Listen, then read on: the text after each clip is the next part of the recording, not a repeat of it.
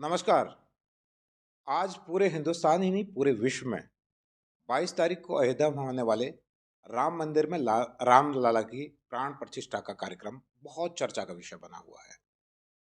हम सब मीडिया के जरिए, सोशल मीडिया के जरिए हम ये तो जान रहे हैं कि प्राण प्रतिष्ठा होनी है रामलला की, लेकिन शायद ही हमें पता है कि प्राण प्रतिष्ठा आखिर होती क्या है, कैसे होती है, क्यों की जाती है, इसकी आवश्यकता क्यों है। जब भी हम कोई देवालय बनाते हैं, अपना मंदिर बनाते हैं, तो हम मूर्तियां उसमें लेके आते हैं, चाहे वो मूर्ति पत्थर की हो या किसी धातु की हो। उसके बाद की जो सनातन विधि, वैदिक धर्म के अनुसार जो विधि होती है, उसमें जो कार्यक्रम होता है प्राण प्रतिष्ठा का, वही जानने के लिए आज हम आए हैं। हमारे साथ हैं आचार्य सुरेंद्र देवाचार्य कृष्ण जी, विद्वान हैं, और इनसे जानना चाहेंगे कि आखिर प्राण प्रतिष्ठा क्या होती है, क्यों की जाती है और कैसे होती है। नमस्कार आचार्य जी। नमस्कार। हम ये जानना चाहते हैं, मुझे तो पता है नहीं कि किस तरह से होती है और क्यों होती है, क्या होती है प्राण प्रतिष्ठा। इसके बारे में थोड़ा सा जी। हमें भी बताइए, हमारे श्रोताओं को भी बताइए। जय श्री राम, जय श्री कृष्णा। आओ चले धर्म की ओर में। आज का विषय धर्म को लेके ही है और धार्मिक कार्य ही इसमें किया जाता है। जैसे कि आपने पूछा है कि प्राण प्रतिष्ठा, सबसे पहले हम जानेंगे बहुत सूक्ष्म भाषा में और सूक्ष्म शब्दों में इसको जानकारी लेंगे कि प्राण अर्थात की जीवन, प्रतिष्ठा अर्थात की स्थापना, जो हमारे वामन पुराण में भी लिखा है और मत्स्य पुराण में भी हमें इसके प्रमाण बहुत ही सहजता से प्राप्त हो जाते हैं। जिसमें प्राण यानी कि जिसमें जीवन की स्थापना की जाए उसको प्राण प्रतिष्ठा कहते हैं। बहुत ही साधारण शब्दों में हम इसको बताएंगे। और प्रतिमाओं में भगवान के जीवन को स्थापित करना, वैसे भगवान सर्वत्र है, लेकिन जो हम कहते हैं कि है मानव किसकी करे हम उदारता, किसकी करे तारीफ, वह भगवान मिट्टी से इंसान को बनाता है और इंसान मिट्टी से भगवान को बनाता है। तो वही प्रतिमाएं जो बनाई जाती है उसमें भगवान का आवाहन करना, भगवान के प्राणों को स्थापित करना ही प्राण प्रतिष्ठा कहलाता है। और यह सब वेद मंत्रों के द्वारा और पुरोहित के द्वारा किया जाता है। तो किस तरह से की जाती प्राण प्रतिष्ठा करने के लिए वैसे तो शास्त्रों में बहुत बहुत ज़्यादा अनेक अनेक उदाहरण भी दिए गए हैं और प्रमाण भी दिए गए हैं।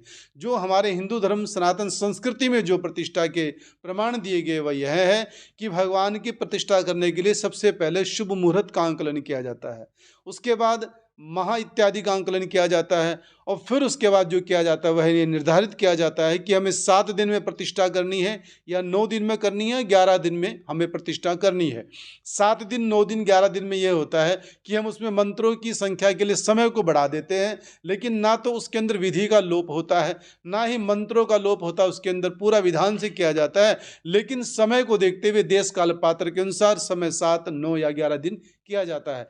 इसमें 10 से 12 वास इसमें स्थापित किए जाते हैं, शामिल किए जाते हैं। वह वास होते हैं जैसे कि जलादि वास है या गंधादि वास है या पुष्पादि वास किया जाता है, शयनादि वास किया जाता है। इसमें यात्रा इत्यादि भी निकाली जाती है भगवान की।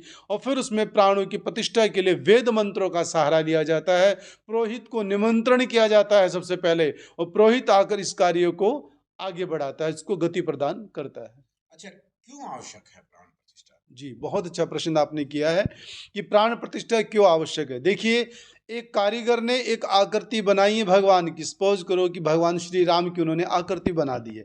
वो पत्थर पहले भी वहीं पड़ा हुआ था, अब उसमें आकृति बना के अब भी वहीं पे स्थापित है वो, यानी कि उसके अंदर स्थापना नहीं की गई, अब भी वो चलायमान अवस्था में वहाँ पर रखा हुआ है। अब उसको देवस्थान पर लाया जाता है और लाकर स्थान निर्धारित किया जाता है उसमें, और फिर वहाँ पे स्थापित करके प्रतिष्ठित करके उसको प्राण उसमें डाले जाते हैं। इसलिए डाले जाते हैं कि भगवान की मूर्ति में प्राण डालने से हमारा भाव है कि भगवान उसके अंदर विराजमान हो चुके हैं। एक ऐसा स्थान देवालय, शिवालय, गौशाला इत्यादि में यह निर्धारित किया जाता है, जिससे भगत अपनी मनोकामनाओं की पूर्ति करवाते हैं। वहाँ जाके भगवान से प्रार्थना करते हैं मानव कि मेरी इच्छाओं की पूर्ति हो जाए। मैं आपको यहाँ पे एक बात बताना चाहूँगा कि पूजा जो होती है वो 2 प्रकार से होती है। एक निष्काम पूजा, एक होती है सकाम पूजा, जो हमारे शास्त्रों में अंकित की गई है। निष्काम पूजा बंधु वह होती है जिसमें किसी प्रकार की कामना नहीं होती है, और सकाम पूजा वह होती है जिसमें हमारी कामनाओं की पूर्ति होती है।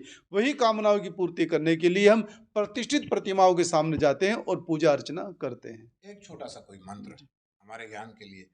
मुझे तो मंत्र नहीं आते, लेकिन हम आपसे जानना चाहेंगे कोई मंत्र इससे जुड़ा हो। जी, देखिए, मैं यहाँ पे आपको बताना चाहूँगा कि पुरोहित जो कार्य करता है वो पौरोहित्य के द्वारा करता है। शास्त्र कहते हैं कि पुरः अग्रे हितम कल्याणम करोति यजमानस्य स पुरोहित, तस्य भाव है पौरोहित्य है। जो यजमान के कल्याण की बात करे वह पुरोहित होता है, और यजमान के कल्याण के लिए जिस शास्त्रोचित विधि का अनुसरण करता है उसको पौरोहित्य कहते हैं। और यह कार्य होता है पुरोहित और यजमान के मध्य में। इसके लिए दृढ़ यजमान चाहिए और विद्वान इसके अंदर पौरोहित चाहिए जो इस कार्य को आगे बढ़ा सके।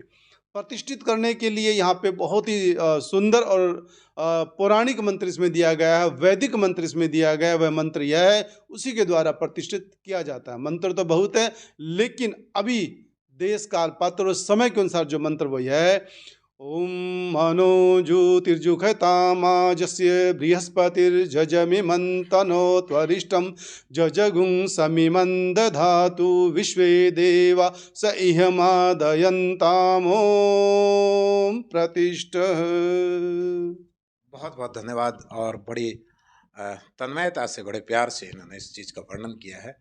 और साथियों, इसमें हमने जो वीडियो बनाई है, जो जानकारी आचार्य जी से ली है, वो हमारा तात्पर्य ये है कि हम सबको पता होना चाहिए, हम हिंदू हैं, सनातनी हैं।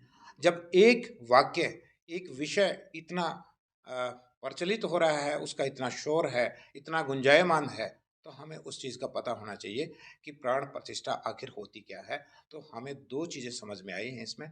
एक तो ये है कि प्राण यानी कि उस मूर्ति के अंदर जो धातु की है या फिर पत्थर की है, उसके अंदर प्राणों का संचार करना, और प्रतिष्ठित यानी उसकी प्रतिष्ठा करना, यानी कि उसको स्थापित करना, ये प्रतिष्ठा, प्राण प्रतिष्ठा, ये बताया। और जो संचार जो प्राणों का है, वो हमारी वैदिक रीति के अनुसार, हमारे जो शास्त्र